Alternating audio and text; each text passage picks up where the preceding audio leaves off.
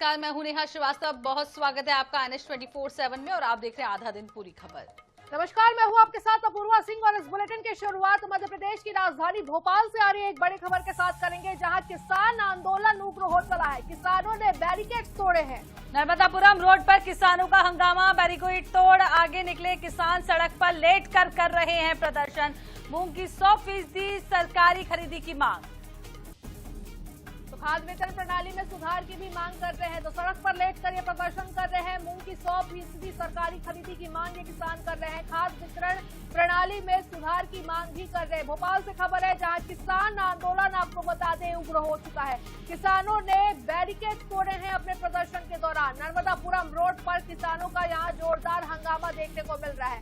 Barricade तोड़ आगे निकल चुके हैं किसान। तस्वीरें भी आपको दिखाने की कोशिश करेंगे, तो सड़क पर लेट कर प्रदर्शन कर रहे हैं। तो बड़ी खबर आपको बता रहे हैं भोपाल से, मूंग की 100% सरकारी खरीदी की मांग ये किसान कर रहे हैं और जबरदस्त प्रदर्शन भी यहां पर देखने को मिल रहा है। और भोपाल से तस्वीरें आपको दिखा रहे हैं। किसान आंदोलन अब जो है उग्र हो चुका है।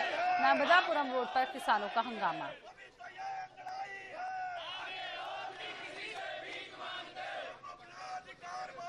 भोपाल के नर्मदापुरम में किसानों का ये हंगामा है और आपको बता दें कई सारी मांगों को लेकर सड़कों पर उतर आए हैं किसान।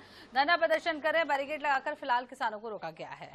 तो अपनी मांगों को लेकर ये आंदोलन प्रदर्शन कर रहे हैं। जो इनका आंदोलन और प्रदर्शन है वो उग्र हो चला है। नर्मदा रोड पर किसानों का हंगामा भी देखने को मिला है। बैरिकेड तोड़े हैं और बैरिकेड तोड़कर आगे निकले हैं ये किसान। मूंग की 100% सरकारी खरीदी की मांग ये कर रहे हैं किसान। इसके साथ ही खाद्य वितरण प्रणाली में सुधार की मांग भी इनके द्वारा की जा रही है। सड़क पर लेट कर प्रदर्शन कर रहे हैं। प्रदर्शन से जुड़ी हुई तस्वीरें भी निकलकर सामने आई है, जो इस वक्त आपकी स्क्रीन पर है। तो किसानों का आंदोलन आपको बता दें उग्र हो चला है यहाँ। तो मध्य प्रदेश में मूंग की पूरी हुई उपज समर्थन मूल्य पर खरीद सहित 8 सूत्रीय मांगों को लेकर किसानों ने आंदोलन किया है, प्रदर्शन किया है। संयुक्त किसान मोर्चा की पदयात्रा जो है वो निकल ही रही थी कि नर्मदापुरम पर बैरिकेड लगाकर रोक दिया गया। मध्य प्रदेश में मूंग खरीदी को लेकर किसान जो है वो सड़कों पर है। आप मेरे पीछे देख सकते हैं किसान आंदोलन जो चल रहा है और इसमें आप देख सकते हैं कि किसानों की जो मांग है, हम पूछते हैं यहाँ के अध्यक्ष से, सर क्या मांगे हैं? अनिल यादव प्रदेश। सर क्या मांगे? हाँ जी, क्या मांगे हैं? ये मूंग को लेकर के ये जा रहे हैं। अभी तो बैरिकेड लगे हुए हैं, बैरिकेड तोड़ने की तैयारी है किसानों की। करीबन मूंग 100% खरीदी हो, इसी को लेकर के आगे बढ़ रहा है। और भी कोई मांग है? हाँ, और यूरिया, DAP यूरिया की मांग को लेकर भी है और DAP यूरिया वगैरह। अभी और किसान आ रहे हैं तो अभी धरना देंगे और आगे फिर बैरिकेड तोड़ते हुए आगे बढ़ेंगे। किसानों का कहना है कि बैरिकेड तोड़कर भी ये आगे चल सकते हैं। हालांकि आप देख सकते हैं उधर कि पुलिस प्रशासन जो है उसकी जो तैयारियां हैं वो पूरी तरीके से चाक चौबंद है। और यहाँ पर रोड पर ये जो हाईवे है, रायसेन हाईवे, इस पर जो है किसानों ने अपने डेरा डाल दिया है, नीचे बैठ चुके हैं ये और आंदोलन की तैयारी है पूरी तरीके से। यहाँ आगे बढ़ने की कोशिश कर रहे हैं, लेकिन पुलिस जो है उन्होंने बैरिकेड्स लगा रखे हैं और बैरिकेड्स लगाने की वजह से जो किसान है वो सड़कों पर बैठ गए हैं। सड़क जाम कर दी है और जाम के चलते आप देख सकते हैं कि ये जो है किसान जो है ये यहाँ पर लेटे हुए हैं और लेटे हुए हैं और उग्र प्रदर्शन कर रहे हैं। हम पूछना चाहेंगे, का शोषण कर रहे हैं और कई किसानों ने आत्महत्या कर ली है। आप देख सकते हैं कि कुछ किसान जो नीचे लेटे हुए हैं, मांगे जो है मनवा रहे हैं। किसान ने जो है नीचे लेटे हुए हैं, बैठे हुए हैं। क्या मांगे हैं? देखिए, सरकार ने मूंग खरीदी का कोटा गिरा दिया है।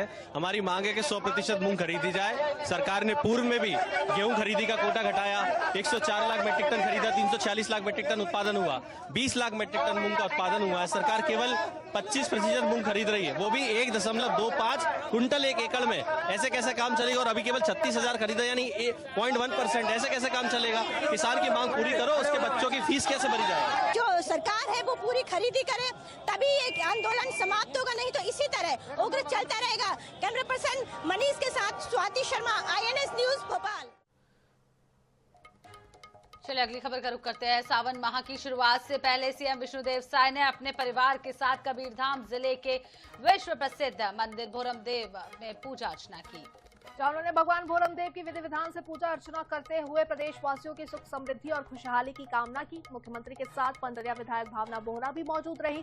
दर्शन पूजन के बाद मुख्यमंत्री ने मीडिया से चर्चा करते हुए भोरमदेव मंदिर की ऐतिहासिक और धार्मिक महत्ता की भी सराहना की।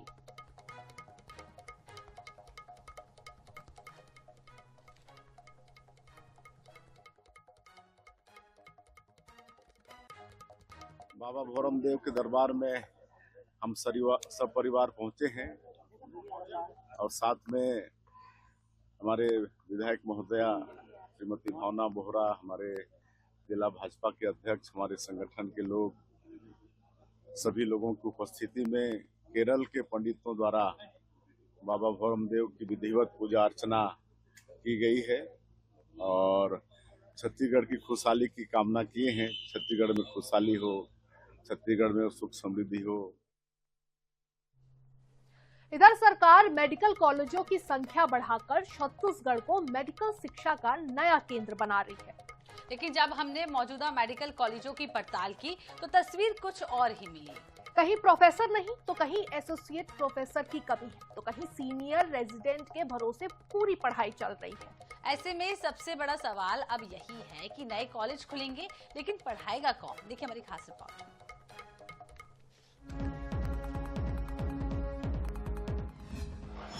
5 नए मेडिकल कॉलेज को मंजूरी, 5 नए सरकारी मेडिकल कॉलेज की सौगात, 1 निजी मेडिकल कॉलेज को भी सरकार ने दी मंजूरी।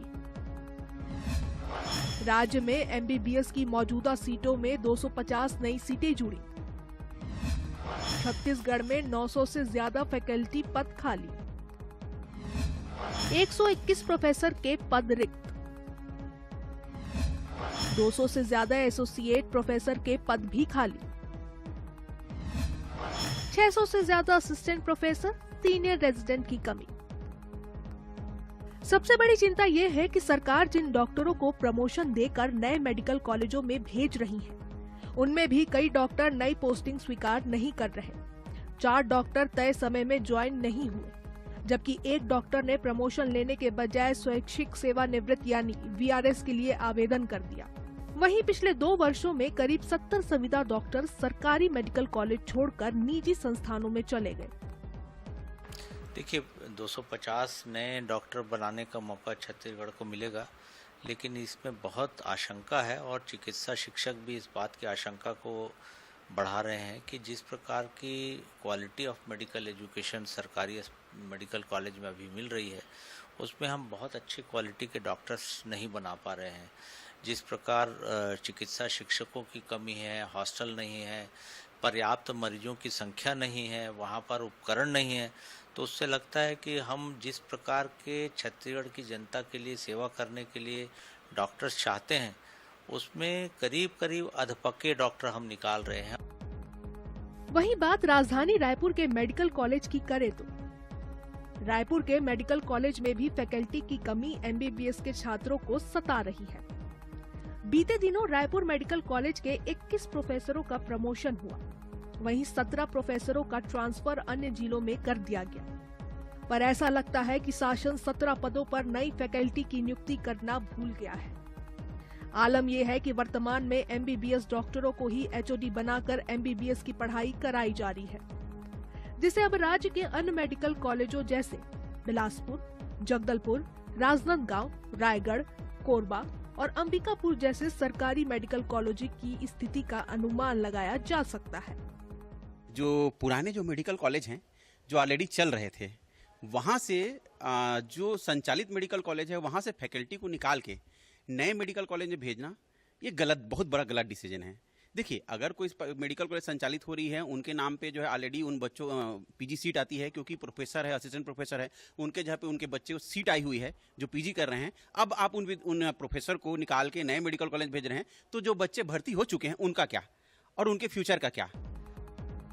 मेडिकल कॉलेज खोलना, नई सीटें बढ़ाना और डॉक्टर तैयार करना किसी भी राज्य के लिए अच्छी खबर है, लेकिन अगर पुराने मेडिकल कॉलेजों में ही शिक्षक नहीं होंगे तो नई इमारतें भी शिक्षा की गुणवत्ता नहीं बढ़ा पाएंगी। छत्तीसगढ़ के सामने आज सबसे बड़ी चुनौती मेडिकल कॉलेजों का विस्तार नहीं, बल्कि उन्हें योग्य फैकल्टी से भरना है, क्योंकि डॉक्टर सिर्फ क्लासरूम से नहीं बल्कि अनुभवी शिक्षकों के मार्गदर्शन से तैयार होते हैं।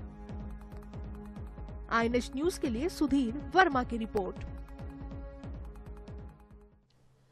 इधर उज्जैन जिले के खाचरौद में एक परिवार ने अपनी जीवित बेटी का प्रतीकात्मक अंतिम संस्कार कर दिया। अलग जाति के युवक से प्रेम विवाह करने से नाराज परिजनों ने बेटी की तस्वीर जलाकर पारंपरिक रस्में निभाई और सामाजिक संबंध खत्म करने की घोषणा की। इस दौरान समाज के कई लोग भी मौजूद रहे। परिजनों ने बेटी को परिवार से बेदखल घोषित करते हुए उसके साथ सभी सामाजिक और पारिवारिक संबंध समाप्त कर दिए।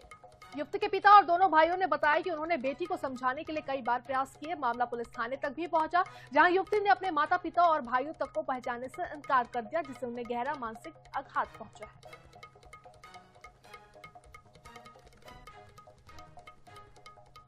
मेरे से पहले एक बड़ी दीदी भी, उसके भी सपनों को पूरा करके उसकी भी बालिक उम्र में ही शादी करी है। मेरे टाइम पे भी 25 तक उम्र तक शादी करी।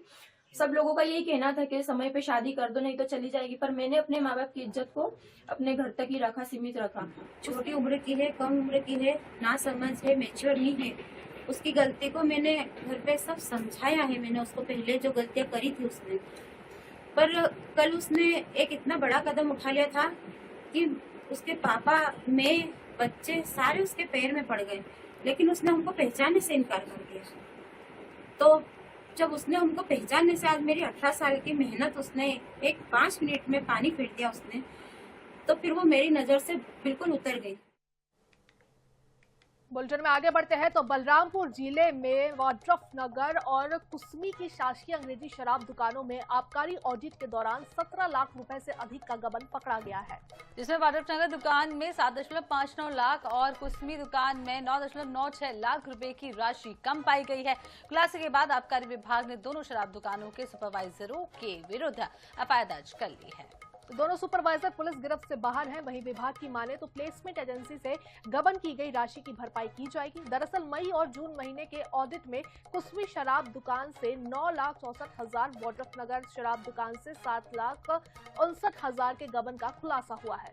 दोनों ही मामलों में दुकानों के सुपरवाइजरों को दोषी पाया गया है। मुंबई की HR नाम की प्लेसमेंट एजेंसी ने कर्मचारी उपलब्ध कराए थे।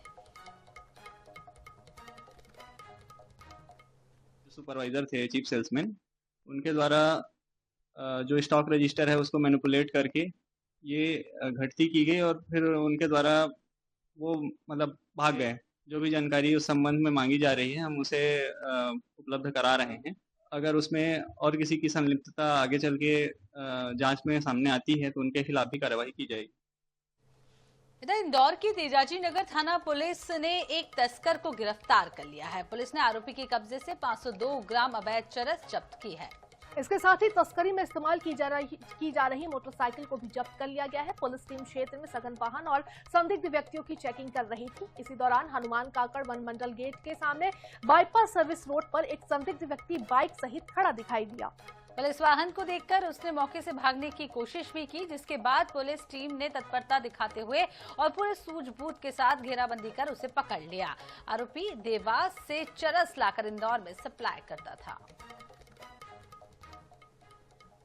थाना तेजाजी नगर में एक अपराध पंजीबद्ध हुआ है। धारा 8/20 NDPS अंतर्गत ये 27 जुलाई की वारदात है और ये चरस किसी से लेता है तो, और वो आदमी राला मंडल तट के पास में अक्सर आते जाते रहता है।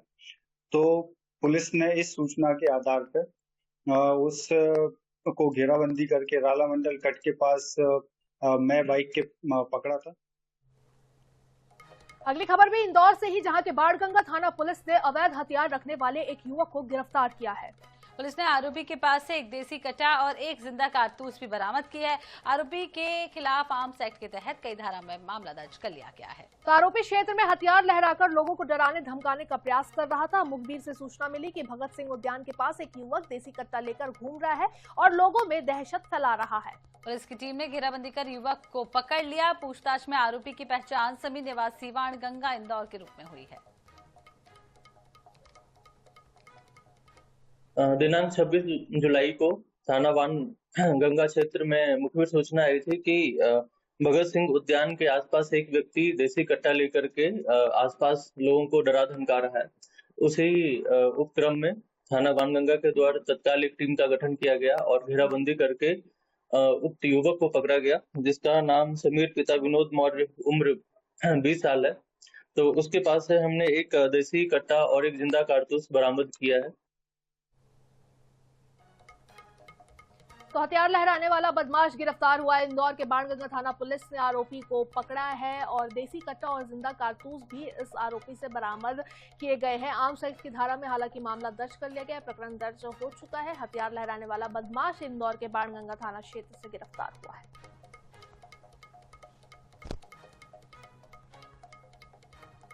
इसी के साथ इस बुलेटिन में फिलहाल इतना ही। देश दुनिया, मध्य प्रदेश और छत्तीसगढ़ की खबरों से अपडेटेड रहने के लिए देखते रहिए आई न्यूज़। फिलहाल के लिए हमें दीजिए इजाजत। नमस्कार।